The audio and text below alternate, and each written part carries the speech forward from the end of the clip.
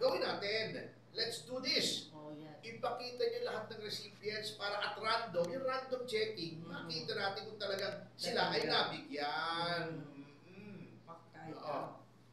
At yun din ang nirereklamo ni Senator Amy. Sapagkat tinanggal na nga nila sa Senado daw yung akap. Biglang binalik.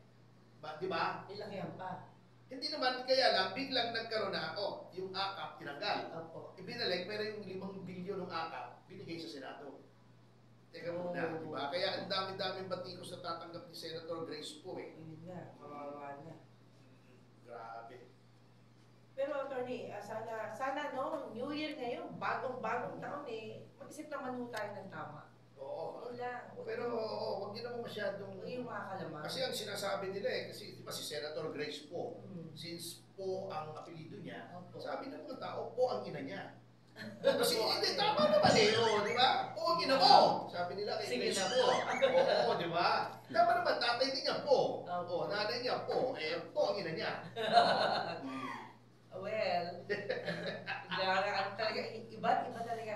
But anyway, hoping na, kasi sa mga kumpanya, sir, meron din panglamang na empleyado. Halimbawa, siya yung laging nakakatanggap. Tapos, imbis na i-share sa lahat, hindi niya sinishare, sinusolo pa niya hanggang maaari. It's private funds yun. Mali yun, Ito taxpayers money, ito pera natin ito eh. Oh. Yung pinamimigay para sa sariling kapakanan, para sa political effect, para magamit sa pangkampanya. Yun ang mabigat yun.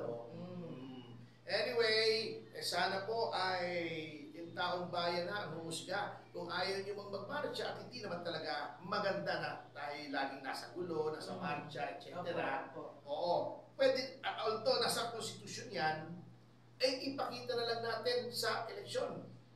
Kung ayaw natin ang ginagawa ng ating administrasyon. Sapagkat yan naman po talaga ang purpose ng eleksyon, self-renewal, sabi nga ni Pangulong Jose Laurel.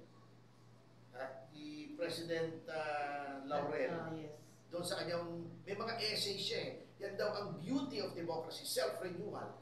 Na sa sovereign Filipino people ang desisyon kung ipagpapatuloy o hindi. At importante itong 2025 elections, ipakita po natin yung puot natin kung ayaw natin yung ginagawa ng kasunugong administrasyon sa pagboto laban sa kanilang mga kandidato.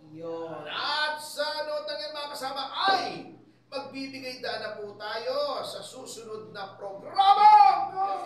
Ayan na! Balitang Bayan! With Miss Jelly Mendez! Yes. Ayan. Wala kang dalawa si Ma'am Jelly. Oo nga eh. Masipag na rin, masipag. Oo, para updated po tayo sa pinaka-latest na news. Yun. Mga balita. At syempre, once again, happy birthday! Ayan, Senator Tol. Tolentino.